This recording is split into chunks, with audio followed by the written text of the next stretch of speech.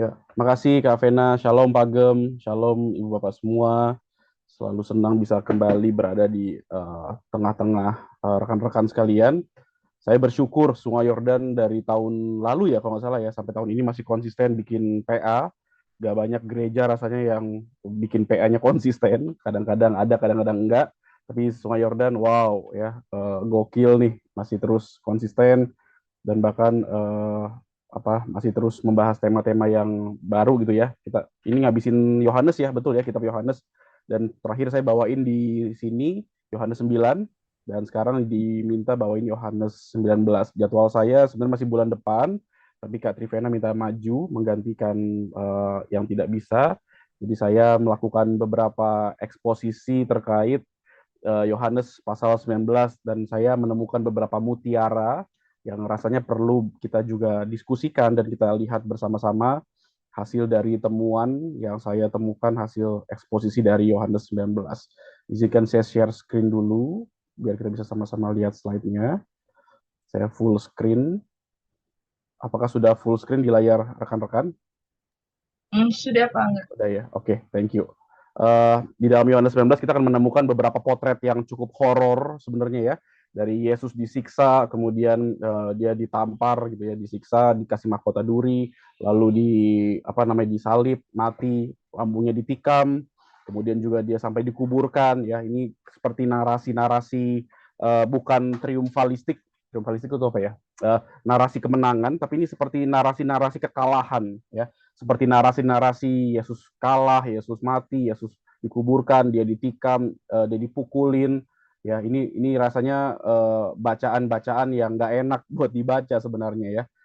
Kan banyak orang lebih suka baca-baca narasi-narasi yang sifatnya triumfalistik, yang victory, yang penuh kemenangan. Tapi begitu baca hal-hal yang sifatnya kekalahan, maka ini bukan narasi yang disukai sebenarnya. Tapi yang menarik adalah kalau kita perhatikan dalam Injil Yohanes ya, kita perlu sama-sama ketahui bahwa dalam Injil Yohanes justru Yesus memandang penderitaan itu bukan sebagai bencana yang menimpa dirinya, melainkan sebagai saat pemuliaan. Karena rencana Bapa sudah digenapi, rencana Bapa sudah selesai, genap, dan ini saatnya sang anak dimuliakan. Jadi ini justru bukan narasi kekalahan menurut Yesus, bukan narasi penderitaan, sekalipun dia betul menderita, sekalipun dia berdoa di Taman Getsemani, kalau boleh cawan ini berlalu daripadaku, tapi ini bukan bencana yang menimpa dirinya. Itu yang pertama kali kita perlu perhatikan dalam pembacaan Injil Yohanes ini ya. Justru ini adalah saat pemuliaan. Bahkan terlihat di dalam Yohanes 13 kalau kita mundur sedikit gitu ya. Sesudah Yudas pergi ya, berkatalah Yesus, sekarang anak manusia dipermuliakan dan alam dipermuliakan di dalam dia. Dan masih ada teks-teks lainnya yang mendukung ayat ini.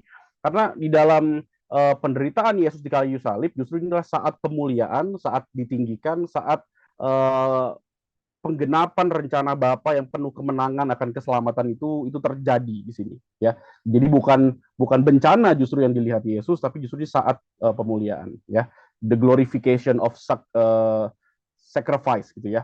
Dan Injil Yohanes menggambarkan Yesus sebagai raja yang penuh kuasa. Ya ini kelihatan banget bagaimana Injil Yohanes mengemas penderitaan Yesus justru di dalam bentuk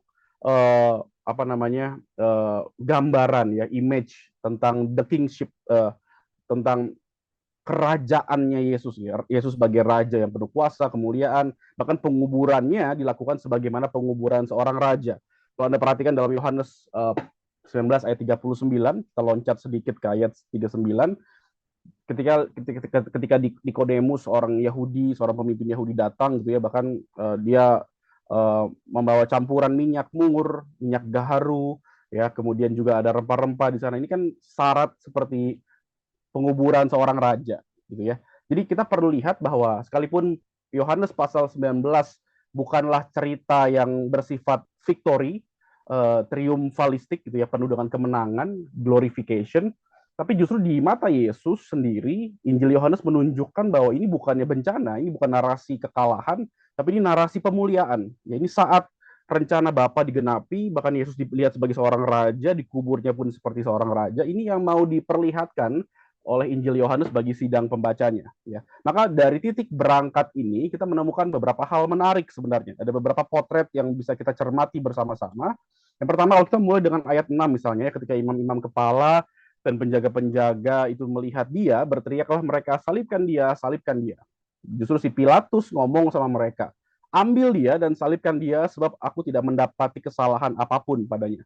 Dan jawab orang Yahudi itu kepadanya, kami mempunyai hukum dan menurut hukum itu ia harus mati sebab ia menganggap dirinya sebagai anak Allah. Ketika Pilatus mendengar perkataan itu bertambah takutlah dia. Jadi kita melihat bahwa di dalam potret yang pertama, dalam dimensi yang pertama ini, dalam cerita pasal 19 ini, kita melihat bahwa ini dimulai, narasi ini dimulai dengan sebuah apa namanya, kemauan orang-orang Yahudi, pemimpin-pemimpin agama secara khusus untuk memenuhi hukum yang mereka percaya. Ya, ini orang-orang yang sangat menjaga hukum. Tapi sayangnya, ironisnya, saat mereka berusaha menjaga hukum agamawi mereka dengan begitu luar biasa, tapi mereka justru gagal melihat kebenaran. Ya, ini gambaran yang ironis yang ingin diperlihatkan oleh Injil Yohanes sebenarnya. Ya, ini orang-orang yang sangat agamis, orang-orang yang sangat membela agamanya luar biasa. Mereka berkata, kami punya hukum. Ya, bahkan ketika Pilatus, wali negeri itu berkata, saya nggak menemukan kesalahan apa-apa sama Yesus. Tapi justru orang-orang Yahudi ini, loh kamu nggak bisa lihat itu. Kami bisa lihat, karena Yesus ini bersalah menurut hukum agama kami. Ia menganggap dirinya sebagai anak Allah. Ya, dan rasanya ini kekesalan, kekesalan yang sudah lama terpupuk gitu ya. Kalau kita baca di Yohanes pasal 10, kalau kita mundur, bahkan orang-orang Yahudi ini kesel juga sama Yesus. Karena Yesus menyebut dirinya setara dengan Bapa. Aku dan Bapa adalah satu gitu ya. Ini rasanya kekesalan yang udah memuncak sejak lama gitu ya. Ketika Yesus menyamakan dirinya sehakikat dengan Allah, dan orang-orang Yahudi nggak bisa terima kebenaran ini ya. Yesus udah beberapa kali kasih cuplikan-cuplikan siapa dirinya sebenarnya, kebenaran-kebenaran itu, tapi mereka gagal menerimanya. Mereka justru mempertahankan keagamaan mereka, hidup keagamaan mereka di tengah kebenaran yang mereka tolak. Ya, ini ironis banget ya. Kehidupan beragama dijalankan segitunya, tapi kebenaran dikesampingkan. Ya, ini menjadi cerminan yang perlu kita pelajari malam hari ini sebagai orang yang beragama. Ya, seringkali kita juga melakukan berbagai ritus agamawi. Kita mungkin menjaga nilai-nilai agama, tapi begitu kebenaran itu disampaikan di depan wajah kita rasanya sulit menerima. Ya, ini yang digambarkan dalam Injil Yohanes. Ketika Yesus berkata aku dan Bapa adalah satu, mereka nggak bisa terima. Padahal faktanya, dalam hakikatnya Yesus dan Bapa memang setara. Dalam bahasa lain kita mengenal kata homoousios. Yesus dan Bapa satu hakikat, homoousios. Ya, homoousios itu artinya satu hakikat. Yesus dan Bapa itu setara. Tidak ada perbedaan level antara Kristus dan Sang Bapa. Sang Anak dan Sang Bapa di dalam Trinitas memang setara. Bahkan kita mengenal dalam doktrin Trinity, the doctrine of Trinity, kita kenal ada yang namanya scutum fidei. Diagramnya kira-kira seperti ini gitu ya. The Father is not the Son, Sang Bapa bukan Sang Anak. The Father is not the Holy Spirit, Sang Bapa bukan Roh Kudus. The Holy Spirit is not the Son, Roh Kudus bukan Sang Anak. Tetapi di saat yang sama, the Father is God. The Son is God. The Holy Spirit is God. Sekalipun kita percaya Bapa itu berbeda dengan anak, anak berbeda dengan Roh Kudus berbeda dengan Bapa, tapi juga di saat yang sama kita mengenali di dalam Trinitas, Sang Bapa itu Allah, Sang Anak juga Allah, dan Roh Kudus juga Allah. Maka kita mengenal istilah satu esensi tiga pribadi, gitu ya. Apa namanya, una substantia tres personae, satu hakikat, satu esensi, tapi tiga pribadi. Ya, ada tres personae, tiga person ya, yang berbeda. Dan memang ini kebenaran disampaikan oleh Yesus, namun tampaknya orang-orang Yahudi ini nggak bisa melihat itu. Di dalam hukum keagamaan mereka, mereka merasa orang ini justru, ya si Yesus ini justru menciderai keagamaan Yahudi, gitu ya, bahwa berkata, aku adalah anak Allah, atau aku adalah sehakikat dengan Sang Bapa. Jadi mereka nggak bisa terima kebenaran itu.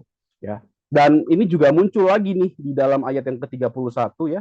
Kalau Anda perhatikan ketika Yesus sudah mati bersama beberapa penyamun di sebelahnya itu tergantung di kayu salib gitu ya, dan mereka datang sama orang-orang Yahudi datang sama Pilatus meminta mereka supaya cepet-cepet mayatnya diturunin gitu ya. Ini mereka udah mati tergantung di kayu salib, mereka minta kepada Pilatus tolong itu cepetan mayatnya diturunin gitu ya. Mereka sepertinya concern, mereka sepertinya terganggu dengan mayat-mayat yang tergantung itu ya. Kenapa? Karena kalau Anda perhatikan di dalam teks Ulangan ya 21, 22 sampai 23 ada hukum Yahudi yang mengatur sedemikian rupa ya. Saya bacakan ya Ulangan 21, 22 sampai 23.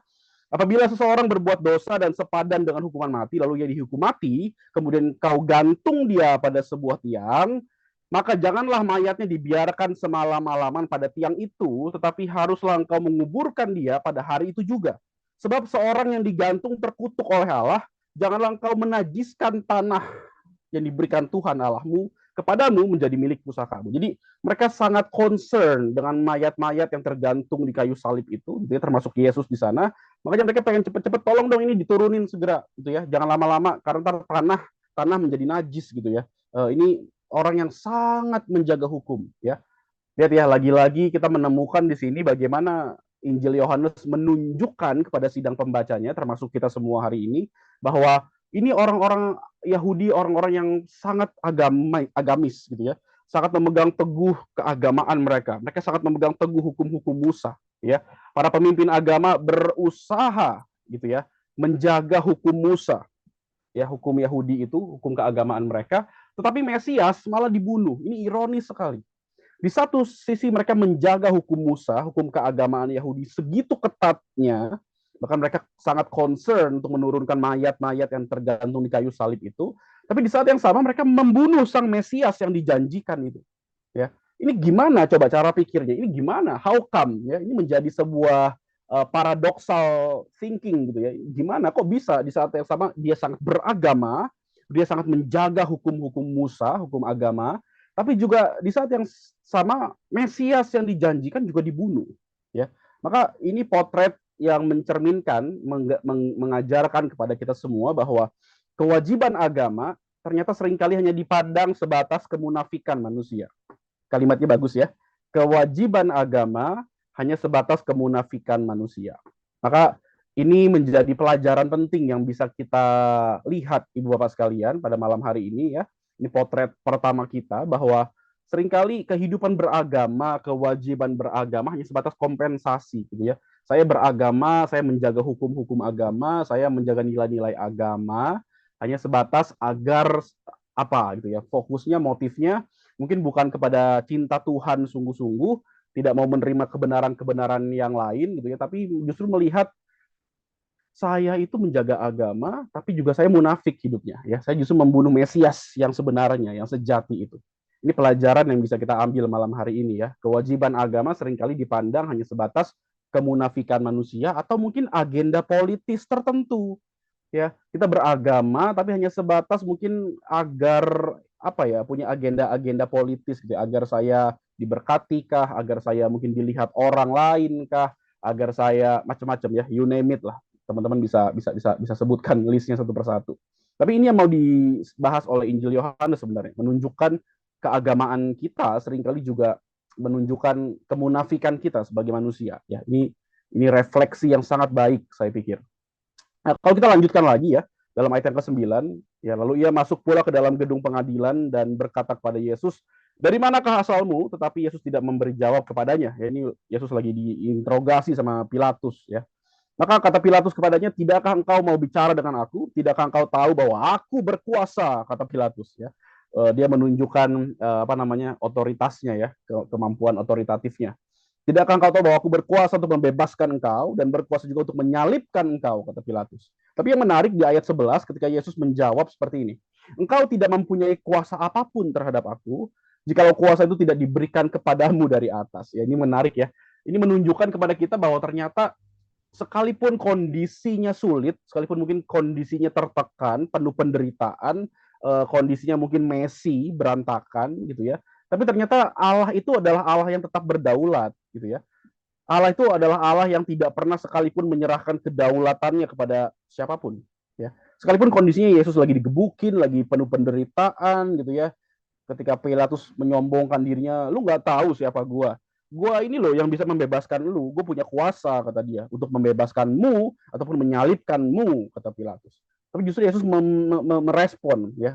Kalau tadi ditanya dari atas nggak ada responnya, tapi begitu Pilatus menunjukkan siapa yang berdaulat di situ, justru Yesus baru merespon, ya. Jadi kalau kita lihat di atas ditanya ini itu, Yesus gak jawab. Tapi begitu Pilatus berkata, siapa yang berotoritas sesungguhnya, Yesus baru memberi jawab, memberi respon. Engkau tidak punya kuasa apapun terhadap aku. Jikalau kuasa itu nggak diberikan padamu dari atas. Dengan kata lain, kita melihat bahwa narasi ini sebenarnya menunjukkan bahwa Allah tetap menyatakan kedaulatannya. Sekalipun kondisinya penuh dengan penderitaan, kondisinya penuh dengan mungkin aniaya, ya, digebukin Yesusnya, dikasih mahkota duri gitu ya, bahkan disalib sampai mati. Tapi kedaulatan Allah tuh nggak pernah Allah berikan kepada Pilatus. Allah nggak pernah menyerahkan kedaulatannya kepada dunia. Allah nggak pernah menyerahkan kedaulatannya kepada setan. Allah nggak pernah menyerahkan kedaulatannya kepada para pemimpin agama. Nggak pernah. Allah nggak pernah cuti jadi Allah. Ya, kalimatnya bagus tapi lucu ya. Allah nggak pernah cuti jadi Allah. Allah nggak pernah libur jadi Allah. Dia tetap Allah yang berdaulat sekalipun kondisinya mungkin messy, berantakan gitu ya. Maka kita menemukan dari narasi ini tidak ada satu momen pun di dalam kehidupan ini bahwa Allah melepaskan atau menyerahkan kedaulatannya. Bagus ya kalimatnya ya. Gak ada satu momen pun di kehidupan ini bahwa Allah melepaskan atau menyerahkan kedaulatannya. Maka dalam kehidupan kita yang penuh dengan kesesakan, penuh pergumulan, penuh mungkin dengan pertanyaan-pertanyaan misteri dalam hati kita, kenapa saya menderita, kenapa keluarga saya sakit, kenapa saya nggak punya uang, kenapa, wah macam-macam ya. Kita seringkali punya banyak pertanyaan-pertanyaan misteri dalam kehidupan pergumulan ini gitu ya. Tapi lihatlah bahwa Allah kita adalah Allah yang nggak pernah cuti jadi Allah. Dia Allah yang selalu berdaulat atas apapun yang terjadi. Ini membawa kelegaan bagi kita orang Kristen seharusnya ya. Allah nggak pernah cuti berdaulat. Sampai kapanpun di tengah kondisi sesusah apapun dia berdaulat. Termasuk dalam peristiwa aniaya dan penyaliban Yesus, Allah masih memegang kendali segalanya. Dia tidak menyerahkan kondisi itu ke tangan pemimpin agama, ke tangan Pilatus, enggak. Dia tetap Allah yang memberi daulat. Bahkan Yesus berkata, kamu itu punya kuasa itu gara-gara dari atas kasih kepada kamu, hai Pilatus, gitu ya. Maka ini juga mengingatkan kita sama kisah Ayub sebenarnya kan.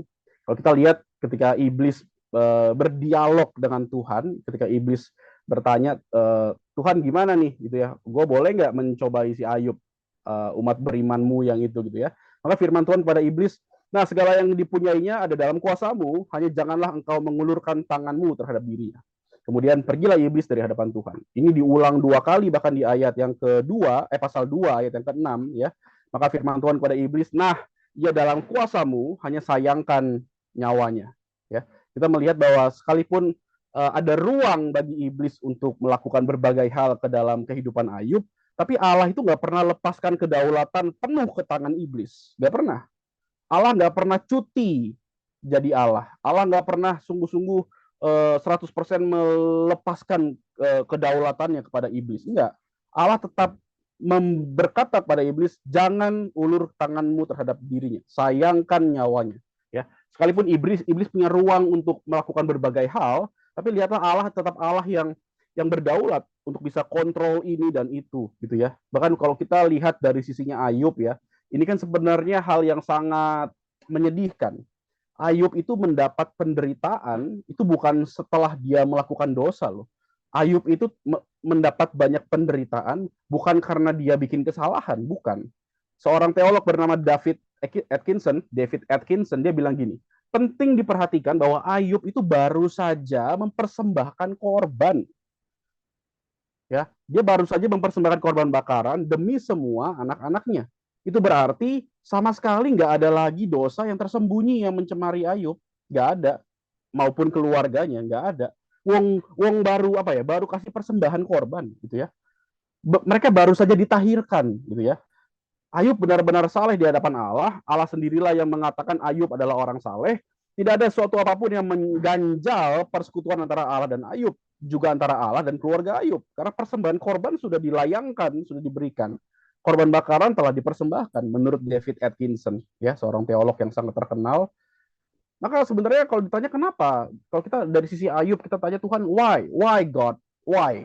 Saya baru saja hidup kudus, saya baru saja mempersembahkan yang terbaik buat Tuhan, saya baru saja bersekutu dan berdoa sama Tuhan, tapi kok Tapi kok ini semua terjadi, masalah, problem ini terjadi, why? Gitu ya.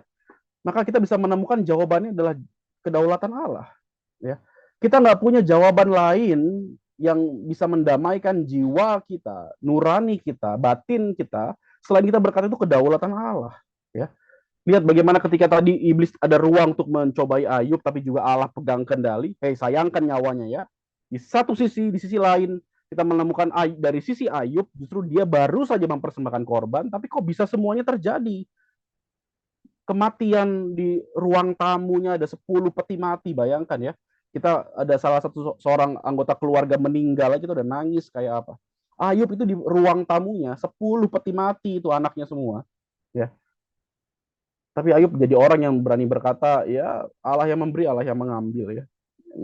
Kadang kita berpikir gak semua misteri itu ada jawaban ya.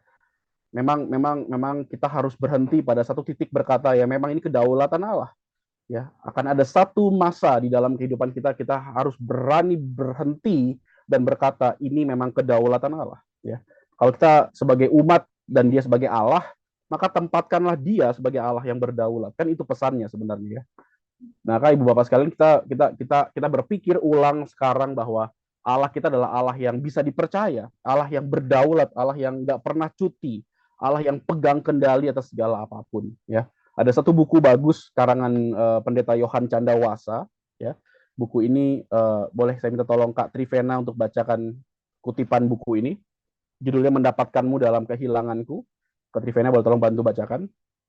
Oke. Saat kita kehilangan semua yang bisa hilang, maka saat itu jelas bagi kita bahwa kita masih mempunyai sesuatu yang tidak mungkin hilang, yaitu Allah sendiri. Thank you, Kak Vena. Bagus ya kalimatnya ya. Ini menunjukkan kedaulatan Allah gitu ya tadi. Saat kita kehilangan seperti Ayub, semua yang bisa hilang gitu ya. Tapi ada satu, di saat yang sama, kita tahu ada satu yang nggak mungkin hilang, yaitu Allah. Ya, Allah yang berdaulat itu.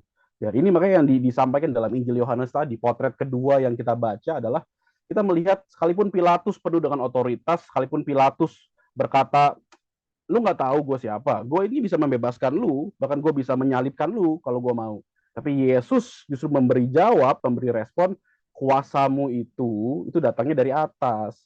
Tidak ada yang kamu bisa lakukan tanpa seizin dari atas. Dengan kata lain, Allah mau bilang, sekalipun aku dianiaya, sekalipun aku sebentar lagi disalib, sekalipun aku lagi dikasih mahkota duri, lagi ditabokin, gitu ya, lagi mau disiksa, tapi ini semua tuh dalam kontrolnya Allah. Ini semua tuh dalam kendali kedaulatannya Allah. Allah itu nggak pernah cuti jadi Allah. Sekali lagi ya, Allah nggak pernah cuti jadi Allah. Ya, dia nggak pernah absen. Ya, there is no the absence of God in our life. Gitu ya. Saat semuanya mungkin bisa hilang, pergumulan bisa ada, teman-teman meninggalkan kita, keluarga ketinggalin kita, orang terkasih meninggalkan kita, ya, harta benda bisa pergi meninggalkan kita, bisa hilang, tapi ada satu hal yang nggak pernah hilang, satu pribadi yang nggak pernah bisa hilang, itu Allah sendiri dalam kedaulatannya. Maka ini pesan yang sungguh melegakan kita sebagai orang Kristen sebenarnya ya. Kita percaya Allah yang nggak pernah cuti itu adalah Allah yang nggak pernah meninggalkan kita. Di saat yang sama dia adalah Allah yang tidak mungkin meninggalkan kita. Maka kalau Ibu Bapak tahu tahu ya ayat ini ya aku mengutus kamu seperti domba di tengah serigala. Tahu ya? Aku mengutus kamu seperti domba di tengah serigala. Tahu nggak artinya apa? Artinya adalah kemanapun domba pergi, gembala itu nggak pernah meninggalkan dia. Itu tafsiran yang sangat indah menurut saya. Itu ayat yang sangat indah. Kemanapun domba pergi, ya pasti ada gembala akan mengikuti dan mendampinginya. Coba aja lihat gembala di padang ya, dombanya pergi kemana-mana, pasti ada gembalanya di situ. Maka dengan kata lain, ketika Yesus sedang berkata, aku mengutus kamu seperti domba di tengah serigala, di saat yang sama Yesus ingin berkata bahwa aku gembala agung yang gak pernah meninggalkan kamu kemanapun kamu pergi, sekalipun ke kandang serigala. Oh, ini tafsiran yang sangat indah, saya pikir. Ya, kita punya gembala agung yang gak pernah meninggalkan kita. Ya, saat semuanya bisa hilang, ada satu yang gak mungkin hilang, yaitu Allah sendiri. Ya, kita lanjut ya, kita lompat ke Yesus mati, kemudian disalibkan. Kan narasinya gitu tuh ya, Yesus disiksa, dia mati, dia disalibkan, dan ini masuk ke dalam ayat 28 ya, ketika Yesus disalibkan. Sesudah itu karena Yesus tahu bahwa segala sesuatu telah selesai, berkatalah ia supaya genaplah yang ada tertulis dalam kitab suci. Aku haus ya. Ini bisa jadi satu khotbah sendiri sebenarnya ya. Ketika Yesus berkata aku haus, dia sedang menyatakan bahwa di saat yang sama dia adalah Allah 100% dan di saat yang sama dia adalah manusia 100% ya. Vere Deus, vere homo. 100% Allah, 100% manusia ya. Vere Deus, vere homo. Allah sejati sekaligus manusia sejati. Makanya bisa haus ya. Dia bukannya seperti yang dipercaya oleh Nestorianisme. Tahu ya Nestorian? Mereka ada kelompok namanya Nestorianisme pengajarannya. Mereka percaya Yesus tuh keilahian dan kemanusiaannya seperti dua keping yang menempel ya, seperti dua keping papan yang menempel ya. Jadi kadang-kadang bisa jadi Allah, kadang-kadang bisa jadi manusia. Kadang-kadang Allah, kadang-kadang manusia. Itu kita nggak percaya ya kayak gitu ya. Kita percayanya dia vere Deus, vere homo. Dia Allah sejati, tapi di saat yang sama dia juga adalah manusia sejati ya. Makanya dia bisa berkata aku haus. Dan ini juga kan yang didefinisikan dalam definisi Kalsedon ya. Ini pagar pembatas iman kita, definisi Kalsedon ya. Pada tahun 451, sidang raya di Kalsedon mengatakan kami mengakui bahwa Kristus, Tuhan dan anak tunggal yang satu dan sama itu dikenal dalam dua hakikat yang tidak bercampur, tidak berubah, tidak terbagi, tidak terpisah. Bagus ya, definisi Kalsedon. Tidak bercampur, tidak berubah, tidak terbagi, tidak terpisah. Perbedaan antara dua hakikat tidak dihilangkan oleh kebersatuannya, akan tetapi karakter masing-masing dari kedua hakikat itu terlestarikan karena keduanya berada dalam satu pribadi.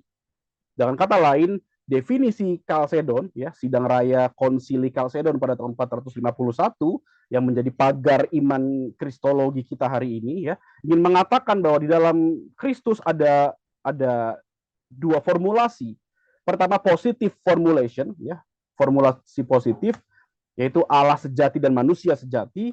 Kemudian sehakikat dengan Sang Bapa dalam keilahiannya dan sehakikat dengan kita dalam kemanusiaannya.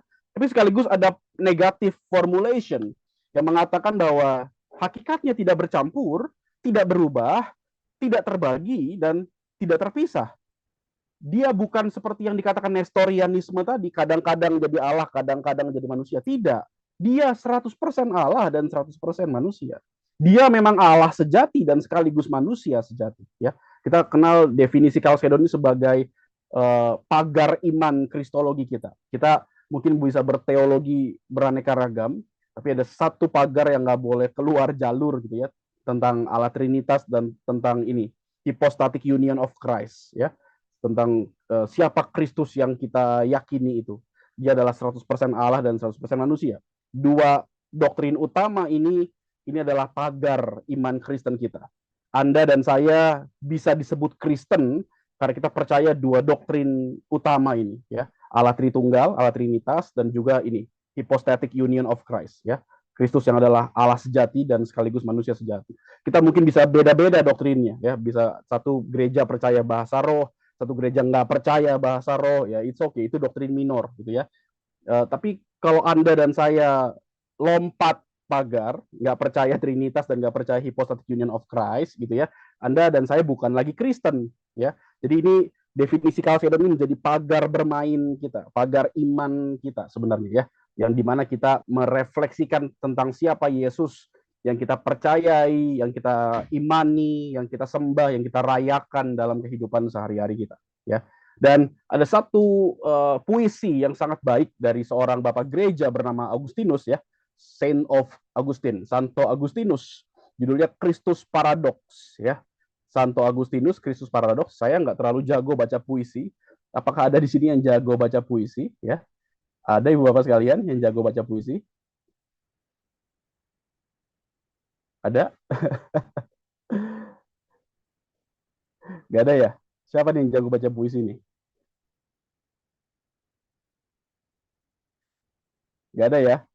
Oke, saya izin bacakan saja buat kita ya. Kristus Paradox karangan dari Agustinus.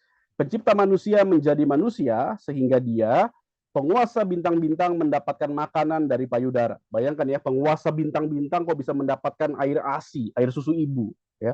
Sehingga dia sang roti menjadi lapar, sehingga dia sang sumber air menjadi haus, sehingga dia sang terang membutuhkan tidur, sehingga dia sang jalan menjadi letih karena perjalanannya, sehingga dia sang kebenaran dituduh oleh saksi-saksi palsu, sehingga dia sang hakim dan dari orang-orang hidup dan orang-orang yang mati dibawa ke pengadilan oleh hakim yang fana, sehingga dia sang keadilan dikutuk oleh mereka yang tidak adil, sehingga dia sang disiplin dicambuk dengan cambuk, sehingga dia sang anggur dinobatkan dengan duri, sehingga dia sang dasar digantung di atas kayu salib, sehingga sang keberanian itu dilemahkan, sehingga sang penyelamat itu terluka, sehingga sang kehidupan mati. Ya, ini Kristus paradoks, tulisan yang sangat baik dari Santo Agustinus, ya, Saint of Augustine. Bagaimana mungkin seorang penguasa bintang-bintang, tapi juga di saat yang sama dia mendapatkan makanan dari air susu ibu, gitu ya. Dia sang terang, tapi dia perlu tidur. Dia sang jalan, tapi justru jadi letih karena dia berjalan. Ya, ini kan paradoks sekali. Ya, dia sang roti, tapi dia menjadi lapar. Dia sang sumber air, tapi dia jadi haus. Aku haus, kata Yesus. Ya, ini menunjukkan sebuah keyakinan iman kita bahwa dia memang 100% Allah dan 100% manusia. Ya, ini yang perlu kita percaya, Ibu Bapak sekalian. Ya. Dan saya melanjutkan ayat bacaan kita lompat ke dalam ayat yang ke-32, maka datanglah prajurit-prajurit itu mematahkan kaki orang-orang yang pertama dan kaki orang yang lain yang disalibkan bersama dengan Yesus. Kita menemukan ya orang-orang pemimpin agama ini concern sekali dengan hukum Musa ya. Ini orang-orang perlu segera diturunkan, patahin aja kakinya gitu ya, udah terkutuk disalib gitu ya. Masih dipatahin lagi kakinya, sadis banget ya. Tetapi ketika mereka sampai kepada Yesus dan melihat bahwa ia telah mati, mereka tidak mematahkan kakinya. Tapi seorang dari antara prajurit itu menikam lambungnya dengan tombak dan segera mengalir keluar darah dan air. Dan orang yang melihat hal itu sendiri yang memberikan kesaksian ini dan kesaksiannya benar. Dan ia tahu bahwa ia mengatakan kebenaran supaya kamu juga percaya. Kalau kita lihat ketika Yesus ditusuk lambungnya, dia keluar darah dan air, ya. Kalau Anda baca beberapa literatur Jewish ya and Hellenistic anthropology dari kebudayaan Yunani Yahudi gitu ya, orang Yahudi dan Hellenis tentang antropologi, tentang ilmu manusia, ya mereka percaya bahwa tubuh manusia memang terdiri dari darah dan air. Dengan kata lain, darah dan air itu melambangkan satu kesatuan manusia. Jadi ketika Yesus ditusuk lambungnya dan keluar darah dan air, ya artinya secara keseluruhan, secara holistik, ya Yesus telah betul-betul mati. Ya, ini menjadi hal yang sangat penting dalam iman kita karena masih banyak orang yang mengira Yesus tidak betul-betul mati. Ketika di kayu salib dia diganti, gitu ya. Ketika disalib dia tidak sungguh-sungguh disalib, dia pura-pura mati. Ada lagi doketisme, ya, dengan gagasannya dokeo, ya. Ketika Kristus berinkarnasi jadi manusia, Allah jadi manusia itu hanya bayangannya saja gitu ya. Jadi dia nggak betul-betul merasakan sakit ketika disalib. Ini keliru sekali ya. Ini nggak bisa masuk ke dalam iman kita. Justru iman kita percaya bahwa dia betul-betul mati. Ini bisa mengubah segalanya soalnya ya. Kalau dia betul-betul mati, maka dia betul-betul Allah yang 100% Allah dan 100% manusia tadi. Dia Allah yang betul-betul merasakan penderitaan. Maka Ibrani 4 berkata kita punya imam besar agung kita yang betul-betul turut bisa merasakan penderitaan dan pergumulan kita. Dia betul-betul mati, Ibu Bapak sekalian. Itu pasti tusuk darah, lambungnya keluar darah dan air, itu menunjukkan bahwa dia betul-betul mati, gitu ya. Ini satu pandangan iman yang kita percaya. Kenapa? Karena ini menarik sekali, gitu ya. Kalau Anda baca tulisan D.A. Carson, ya, Carson bilang bahwa ini kita bisa melihat secara simbolik bahwa darah berbicara tentang kehidupan, sedangkan air berbicara soal cleansing atau penyucian. Ya, dengan kata lain, ketika darah dan air yang keluar dari lambung Yesus yang tertikam itu, kita bisa melihat bahwa kutukan yang diterima oleh Yesus justru mengalirkan keselamatan bagi kita. Menarik ya. Saat banyak orang melihat salib sebagai kutukan, penghukuman salib sebagai hukuman yang paling terkutuk, gitu ya. Tapi justru di dalam kutukan itulah yang dipercaya oleh banyak orang itulah kutukan, di tempat yang paling terkutuk itu justru keluar keselamatan bagi kita. Wow, ya. Saat banyak orang berkata bahwa ini tempat yang paling buruk, tempat yang paling terkutuk. Justru di sana Allah menggunakannya sebagai aliran keselamatan bagi kita. Darah berbicara kehidupan, ya, kehidupan kita yang seharusnya kita hidupi sekarang, ya, bukannya kehidupan yang banyak orang inginkan gitu ya. Saya pengen umur panjang, kaya gitu ya. Bolehlah kalau mau umur panjang dan kaya, tapi bukan itu maksudnya. Ini kehidupan yang seperti Kristus inginkan gitu ya. Dan juga penyucian, ya. Kita hidup itu nggak lepas dari penyucian dari Tuhan. Mungkin Anda akan ketemu dengan berbagai hal menyebalkan di hidup ini. Kita diproses, diproses, diproses. Tapi yang terpenting dari sebuah proses menurut saya bukan cuma prosesnya, tapi progres. Ya. Banyak orang berkata, ya saya sedang diproses sama Tuhan. Tapi jangan lupa Tuhan juga mau kita berprogres di tengah proses. Ya, ini kalimat yang menarik buat saya. Karena banyak orang Kristen hanya percaya kita diproses, diproses, diproses. Tapi 10 tahun jadi Kristen masih kepahitan. Belasan tahun jadi Kristen masih ngomongin orang dari belakang gitu ya. Masih gampang tersinggung. Kita itu diproses betul, kita disucikan betul. Tapi yang Allah mau juga di dalam penyucian itu juga ada progres. Maka proses itu juga harus berujung kepada progres. Ya. Allah mau kita berprogres di tengah prosesnya. Ya, maka ini menarik sekali ya. Di tengah kutukan, di tengah pandangan buruk tentang apapun di dalam kehidupan kita, tapi Allah justru mengalirkan keselamatan dari sana. Maka pertanyaannya gini, saya punya pertanyaan. Masihkah hal ini bergema di hati kita? Masihkah hal ini mengharukan di hati kita, membuat hati kita terharu? Ya ampun Tuhan, Tuhan itu berada di tempat yang paling terkutuk, tapi di tempat yang paling terkutuk justru Tuhan itu mengalirkan keselamatan. Masihkah pesan ini, masihkah kabar baik ini bergema di hati kita hari ini? Ini menjadi pertanyaan refleksi ketiga di dalam pendalaman Alkitab kita ya. Tadi kita sudah melihat pertama, kedua, ini yang ketiga. Ya, masihkah hal ini bergema di hati kita? Dan selanjutnya yang terakhir kita melihat bahwa dalam Yohanes 19 ayat 39 juga disebutkan bahwa ada seorang pemimpin Yahudi yang tadi sudah kita singgung di depan, namanya Nikodemus ya. Juga Nikodemus datang ke situ, dialah yang mula-mula datang waktu malam kepada Yesus, yang membawa campuran minyak mur dengan minyak gaharu, kira-kira 50 kati beratnya. Mereka mengambil mayat Yesus, mengapaninya dengan kain lenan dan membubuhinya dengan rempah-rempah menurut adat orang Yahudi bila menguburkan mayat. Bapak tahu nggak? Pemimpin Yahudi, ya orang Yahudi yang sangat agamis itu, ya itu punya hukum sendiri ketika mereka pegang mayat. Itu najis sebenarnya. Tapi Nikodemus, seorang pemimpin Yahudi, itu dia rela meresikokan dirinya. Dia rela melepaskan status quo-nya. Berapa banyak orang tidak mau melepaskan status quo? Berapa banyak orang masih mau berdiri di atas keakuan statusnya? Tapi Nikodemus ketika dia berjumpa dengan Yesus dalam Yohanes berapa? Yohanes pasal 3 ya? Apa Yohanes pasal 6? Saya lupa ya. Pasal 3 kalau nggak salah. Yohanes pasal 3. Kita menemukan ini ketika dia bercakap-cakap kepada Yesus, dia menemukan glimpse apa itu? Percikan-percikan keindahan dalam kehidupan ini. Dia berjumpa dengan Kristus dan dia hatinya terharu ya. Maka ketika di Yohanes pasal 19 tadi kita menemukan dia adalah orang yang justru membalsam mayat Yesus. Padahal dalam Bilangan 19 ayat 11 sampai 13 ya, kita tahu ada hukum Yahudi yang mengatur bahwa orang yang kena kepada mayat ya najis 7 hari lamanya. Ia harus menghapus dosa dari dirinya dengan air itu pada hari yang ketiga, dan pada hari yang ketujuh ia tahir. Tapi jika pada hari yang ketiga ia tidak menghapus dosa dari dirinya, maka tidaklah ia tahir pada hari yang ketujuh. Setiap orang yang kena kepada mayat, itu tubuh manusia yang telah mati dan tidak menghapus dosa dari dirinya, ia menajiskan kemah suci Tuhan. Dan orang itu haruslah dilenyapkan dari Israel. Jadi nggak main-main hukumannya. Kalau kamu kena mayat dan kamu itu langsung najis 7 hari gitu ya. Lalu kalau kamu nggak menghapus dosamu, nggak mentahirkan dirimu, kamu bisa dilenyapkan dari Israel. Jadi ini sebuah hal yang nggak main-main. Tapi Nikodemus justru memberi dirinya untuk membalsam tubuh Yesus. Dia terpukau, dia tersentuh dengan apa yang Yesus ajarkan di Yohanes pasal yang ketiga tadi, itu ya. Dia melihat bahwa ini kebenaran yang sejati justru.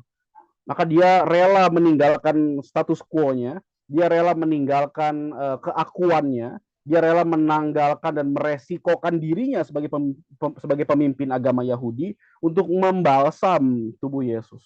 Dengan kata lain, dia berani menampilkan kemanusiaan terbaik. Bagus ya kalimatnya ya. Ia berani menampilkan kemanusiaan terbaik yang dia punya demi Tuhan Yesus.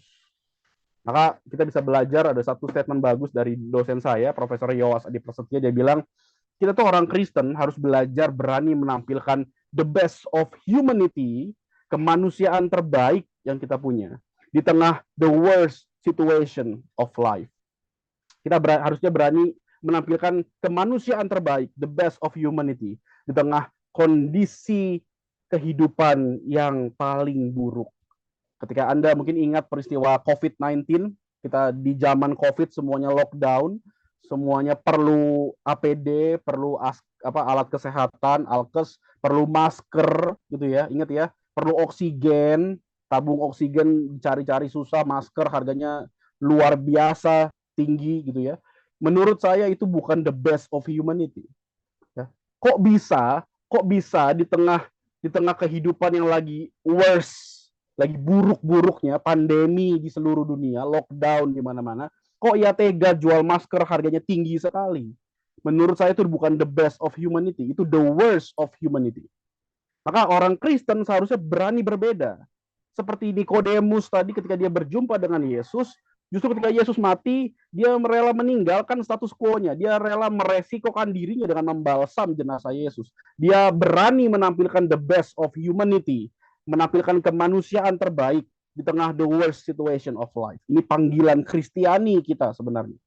Setiap kita dipanggil dengan panggilan Kristiani semacam ini. Orang yang berjumpa dengan Yesus harusnya berani menampilkan the best of humanity di tengah the worst situation of life. Saya selesai di sini, sudah 45 menit lebih saya mengeksposisi Yohanes pasal 19 ini. Saya persilakan kepada Katrivena sebagai host dan juga Ibu Bapak yang mungkin ingin bertanya. Terima kasih. Ya, terima kasih Bro Angga.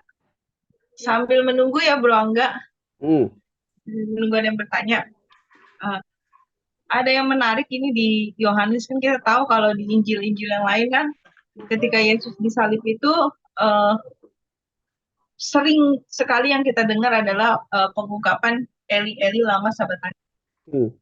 Itu Allahku, Allahku, mengapa engkau meninggalkan aku. Dan ini paling banyak yang maksudnya ungkapan Yesus yang di atas kayu salib yang ikonik banget gitu kan, yang banyak dibahas. Tapi di Yohanes ini yang menarik adalah ungkapan tersebut tidak ada. Maksudnya Yohanes tidak mau membahas tentang ungkapan itu, tapi dia menggantinya dengan kata yang tadi itu, aku haus sama sudah selesai. Jadi kata-kata ikonik yang kita suka dengar kalau di perayaan Paskah gitu, ini sengaja tidak dibahas oleh Yohanes. Nah, yang mau saya tanyakan, menurut Bro Angga sebenarnya apa yang menjadi latar belakang dari kok Yohanes nggak mau membahas hal tersebut, tetapi dia lebih kayaknya dia penting nih mau membahas tentang rasa haus tadi, kan baru dibahas tadi sedikit sama Bro Angga tentang haus tadi kan. Sama aku sudah selesai. Itu sih yang mau kutanyakan sih Bro. Ya, thank you Kak Vena. Pertanyaan yang sangat baik ya. Kita lihat dalam Injil Sinoptik rasanya banyak muncul itu ya, Eli Eli lama sabachthani. Kenapa Tuhan engkau meninggalkan aku? Kenapa Allah kau meninggalkan aku gitu ya? Rangan dalam kesesakan Yesus. Tapi dalam Yohanes rasanya nggak dibahas. Malah Yohanes lebih suka menekankan konsep sudah genap ya, sudah selesai ya. Tadi udah disampaikan di situ. Sebenarnya kalau tadi dilihat di slide awal saya singgung bahwa saat banyak orang melihat narasi penderitaan dan penyalipan Yesus sebagai narasi yang penuh dengan kekalahan, narasi yang sangat tidak triumfalistik ya, penuh kemenangan gitulah ya, penuh victory. Tapi Yohanes justru menekankan sebaliknya. Tadi di slide pertama saya sebutkan justru penderitaan dan salib itu dipandang dalam Injil Yohanes sebagai suatu peninggian, suatu pemuliaan, gitu ya, pemuliaan terhadap sang anak, gitu ya, pemuliaan terhadap rencana Bapa yang sudah selesai dikerjakan oleh sang anak. Maka Kristus bukan lagi dipandang sebagai Kristus yang mengerang ataupun Kristus yang kalah, tapi justru Kristus yang sebagai raja yang tersalib itu. Jadi konsep kerajaan Yesus ke strip raja, strip an, Kristus sebagai raja gitu ya, the kingship of Christ, the glorification of Christ at the cross, itu justru yang ditekankan oleh Injil Yohanes ya. Dia menekankan justru ini saat pemuliaan sang anak. Maka tadi banyak banget seperti dalam Yohanes 3:14 ya, Yohanes 12 ayat 32 gitu ya, Yohanes 17 ayat 1 dikatakan bahwa saat pemuliaan itu sudah tiba ya. Sebelum-sebelumnya itu muncul banyak sekali kalimat-kalimat itu ya. Saat pemuliaan sudah tiba, waktuku belum genap, saatnya akan datang gitu ya. Itu ditekankan sekali dalam Injil Yohanes ya. Pemuliaan terhadap sang anak yang mengerjakan kehendak Bapa, kehendak sang Bapa, itu yang ditonjolkan. Jadi gak terlalu penting buat Injil Yohanes tentang rangan Yesus Eli Eli lama sabaktani, tapi lebih penting justru menekankan segalanya sudah genap. Ya, itu yang menjadi titik tekan dalam Injil Yohanes. Sekalipun kita tahu Yesus mengerang gitu ya, Yesus betul mengerang Eli Eli lama sabaktani gitu ya. Tapi dalam Injil Yohanes itu nggak lagi jadi satu fokus yang penting, tapi yang penting ketika sang anak itu dipermuliakan. Ini saatnya sudah genap. Maka memandang Kristus sebagai raja itu penting dalam penyalipan Yesus. Maka tadi pas dia dikuburkan, Yohanes cukup detail nulisnya ya. Dia dikasih minyak gaharu, dia dikasih minyak apa sampai apa tadi disebutkan ayat itu tuh berapa banyak gitu. Itu detail kan. Nah, itu Yohanes lebih menunjukkan itu karena memandang Yesus sebagai raja yang juga dikubur selayaknya seorang raja. Jadi the kingship of Christ, kerajaan Kristus itu ditonjolkan dalam Injil Yohanes. Dia adalah Allah yang dimuliakan saat pemuliaan sang anak sudah tiba. Di mana? Di kayu salib.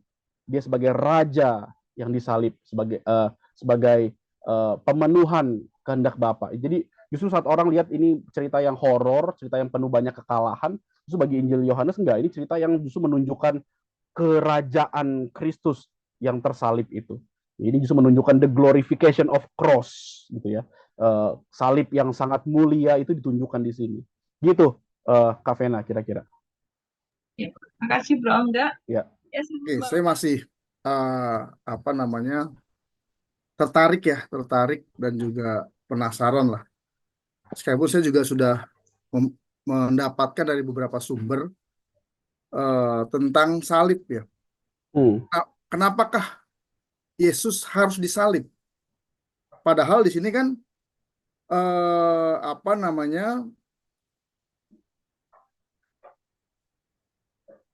ayat 7 ya, Yohanes 19 ayat 7 bicara begini, jawab orang-orang Yahudi itu kepadanya, kami mempunyai hukum dan menurut hukum itu ia harus mati sebab ia menganggap dirinya sebagai anak Allah. Sedangkan hukum salib itu kan bukan Yahudi.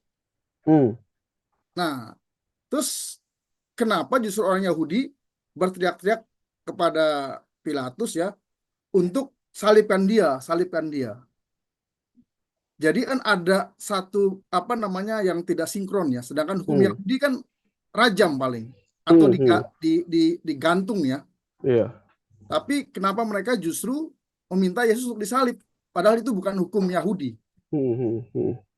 Nah itu, menurut Bro Angga apa? Mungkin Pak Yowas pernah membahas. Ya, ada banyak literatur yang bahas ini, tapi salah satu yang cukup menarik bagi saya pribadi adalah kemampuan manusia untuk melihat salib sebagai sesuatu yang begitu mengerikan gitu ya. Ini bukan cuma mereka ingin si Yesusnya mati gitu ya, tapi mereka ingin menunjukkan sebenarnya ini orang yang memang sudah dikutuk dan ditinggalkan oleh Allah. Pesannya kan itu sebenarnya, dikutuk dan ditinggalkan oleh Allah. Jadi lu tuh salah, gue yang bener, kata pemimpin agama. Itu pesan yang mereka bawa sejak lama sebenarnya. Mereka udah sebel sama Yesus, Lazarus dibangkitkan gitu ya, banyak orang percaya, dia berkata aku setara dengan Bapa gitu kan. Itu kan berkali-kali Yesus tuh munculin itu, dan mereka tuh sebel, dan mereka melihat bahwa ini bukan cuma soal cara lu mati, tapi ini seperti kami itu yang benar, kamu yang keliru gitu ya. Ini kamu tuh terkutuk dan ditinggalkan oleh Allah. Itu pesan yang sangat ingin ditunjukkan oleh orang Yahudi pada masa itu. Maka ketika Roh Kudus, kalau kita kaitkan dengan turunnya Roh Kudus gitu ya, dan Yesus berjanji Roh Kudus itu kan akan menjadi penghibur gitu ya. Dan kata penghibur itu kan parakletos gitu ya. Itu kan bukan tugasnya menghibur kita yang sedang sedih, jangan nangis ya. Enggak. Parakletos itu artinya kan advocate ya. Advocate itu apa? Pengacara gitu ya. Melakukan vindication of the righteous. Jadi ketika Roh Kudus itu dicurahkan, tugas pertamanya adalah dia melakukan vindikasi bahwa dunia kamu keliru, yang benar itu Yesus, bukan dunia. Maka ketika parakletos atau penghibur atau advocate itu turun, ya, itu menunjukkan vindication of the righteous of Christ. Yang benar tuh Yesus yang dipermuliakan. Lu orang tuh yang salah, lu orang tuh keliru, ya kan? Itu yang menjadi pesan yang menarik sekali. Perihal matinya salib atau tidak, saya nggak terlalu dalami soal kebudayaan Yahudi gitu, tapi betul rasanya itu cukup asing dalam kebudayaan Yudaisme gitu ya. Tapi pesan untuk menunjukkan orang ini memang terkutuk dan ditinggalkan oleh Allah itu kuat sekali. Nuansa itu tuh terlihat sekali dalam cara mereka ingin menyiksa Yesus, membunuh Yesus gitu ya, menunjukkan lu salah, gue bener. Tapi begitu Roh Kudus Parakletos itu tercurah, justru Roh Kudus menunjukkan sebaliknya, melakukan vindikasi, vindication gitu ya. Lu orang yang salah, yang benar tuh Kristus. Makanya kita yang mengikuti Kristus gitu ya, kita juga merasakan hal yang serupa ketika Yesus menderita, kita menderita bersama dengan Roh Kudus yang bersama dengan kita. Jadi konsep penghibur Parakletos itu bukannya puk jangan nangis ya, enggak, tapi bersama Kristus, bersama Roh Kudus kita itu melakukan vindikasi terhadap kebenaran Kristus. Jadi motif kristologinya kuat sekali, Pak Gem. Aku sih melihatnya itu ya dari beberapa literatur yang coba aku dalami. Ini soal tanggung untuk menunjukkan bahwa lu itu terkutuk dan ditinggalkan oleh Allah. Nah itu poinnya. Nah, salib itu cara yang sangat cocok untuk menunjukkan apa yang mereka inginkan pada hari itu. Gitu kira-kira. Okay. Gitu. Thank you Pak Gem, pertanyaan yang sangat baik. Oke. Thank you. Ya. Silakan Bapak Ibu dan saudara sekalian yang ingin bertanya, yang masih kan Bapak Ibu dan saudara sekalian. Saya mau menyapa dulu. Shalom Ko Femerio, Kak Yani, Tante Fang, Pak Agus, Ko Andre, Bu Maya, Pak Henry, Kak Jul, Kak Yuli, Bu Leni. Ini Bu Rode atau Pak Johannes nih, dua-duanya barengan kayaknya ini ya. Berdua Pak Angga. Puji Tuhan. Bu Rode apa kabar? Puji Tuhan, baik Pak. Aduh, baik, seneng dengernya. Udah sehat ya? Sehat, puji Puji Tuhan. Tuhan. Kapan-kapan ketemu lagi kita. Saya kira Ko Andre ingin bertanya. Saya menyimak aja. Oh. Berarti habis nanti pasal 21 terus selesai ya, Kak Vena ya? Ya, nanti 2021 akan digabung untuk diakhirkan bulan depan adalah PA kita yang terakhir di tahun ini. November terakhir ya, berarti Desember nggak ada ya? Desember nggak ada, karena udah fokus ke ngabisin Yohanes, keren. Semua Yordan, keren Pak Gem. Tahun depan kita akan ke perjanjian lama. Oh, masuk ke PL. Mantap. Jadi the wisdom of life. Wih. Keren. Ada lagi nih pertanyaan ya. Yeah. Yang menarik di Yohanes 19 ini kan kalau kita baca-baca di Injil Sinoptik lainnya kan dikatakan bahwa ketika Yesus disalib tidak ada yang bersama-sama dengan dia kecuali murid yang dikasihinya. Jadi seakan-akan Yesus itu ditinggalkan sendiri. Kalau kita baca di Yohanes dan di Matius, di Injil yang lain bahwa seperti itu. Tapi yang menariknya di Yohanes ini malah disebutkan ada ibunya. Ada Maria yang mendampingi, terus di samping Maria juga ada saudara-saudaranya Maria, ya, seperti ada, dan juga ada yang tetap dikatakan dengan Yohanes. Tapi yang menariknya di tengah-tengah kesengsaraan Yesus ini, di tengah-tengah hal yang horor ini, tiba-tiba kenapa Yohanes bisa memasukkan seperti inilah ibumu. inilah anakmu. Jadi seperti apa ya? Apa yang dimaksud dari Yohanes gitu untuk menyisipkan adanya cerita keluarga di sini, cerita yang bertema family gitu. Terus ada pengadopsian, inilah anak ibu, inilah anakmu, dan pada multiplikasinya katakan inilah ibu. Ini sih yang menarik buat saya, Bang. Di tengah-tengah horornya dan peliknya dan kesesakannya, harus menyelipkan cerita ini yang memang tidak ada di Injil-Injil yang lain.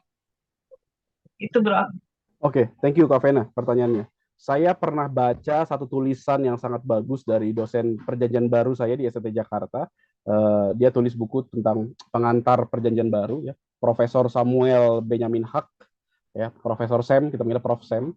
Prof Sam, kebetulan saya lagi buka literaturnya, dia bilang gini, ini bagus banget, dia bilang, salib itu dipandang sebagai tahta yang di atasnya sang raja berkuasa, kata dia. Oleh karena itu, dari atas salib itu pun, Yesus sang raja masih sempat memberikan petunjuk tentang kehidupan masa depan kepada ibu dan muridnya. Sebagai raja ilahi, Yesus tidak perlu mengucapkan kata-kata bahwa Eloi, Eloi lama sabachthani, kata dia. Tapi justru ketika dia berkata kepada ibu dan saudaranya, itu menunjukkan bahwa dia itu masih sebagai raja yang berani dan berhak dan mampu memberikan petunjuk tentang masa depan. Ini ibu lu, ini nyokap lu gitu ya. Bayangkan orang disalib saja masih bisa kasih petunjuk tentang family gitu ya. Ini Prof. Sam Hak mengatakan bahwa ini bagian dari tahta Yesus di salib itu sebagai raja tadi. Kan tadi kita lihat ya Injil Yohanes kuat sekali mengusung nuansa tentang Kristus yang sebagai raja di salib itu ya, kerajaan Kristus. Kita udah bahas itu di depan. Nah, sebagai raja yang berotoritas, dia ternyata memberikan petunjuk masa depan terhadap ibu dan muridnya. Ini menunjukkan dia memang raja yang berotoritas. Maka cerita tentang ibu dan anak itu disisipkan di situ. Di Injil lain nggak ada.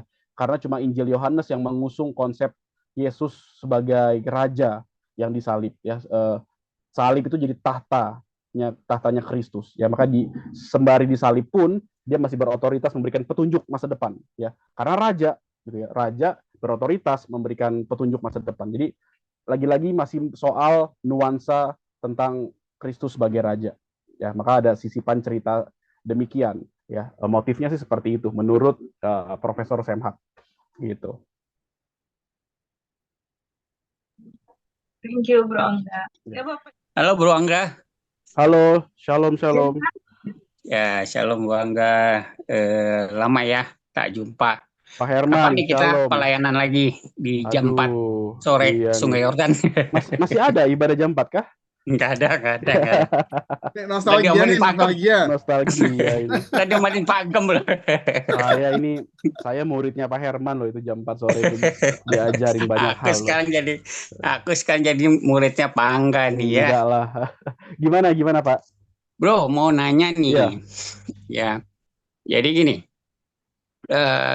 Tadi dibahas mengenai Tritunggal ya. Oh iya. Ini di gereja kita sih memang udah lama ya untuk belum membahas mengenai Tritunggal, karena saya yakin banyak orang-orang Kristen juga belum terlalu memahami Tritunggal itu sendiri, karena banyak yang dipertanyakan hal-hal semacam itu. Kenapa Tuhan lu 3 gitu? Nah, kalau Tuhan lu di bumi, surga kosong, itu banyak sekali tuh pertanyaan seperti itu. Nah, saya cuman mau tahu dari Bro Angga itu perumpamaan apa yang bisa kita pakai gitu, yang bendakah yang di bumi atau apakah yang ada di bumi ini, sehingga orang bisa menjelaskan, mengerti bahwa apa sih Tritunggal itu, semacam apakah gitu.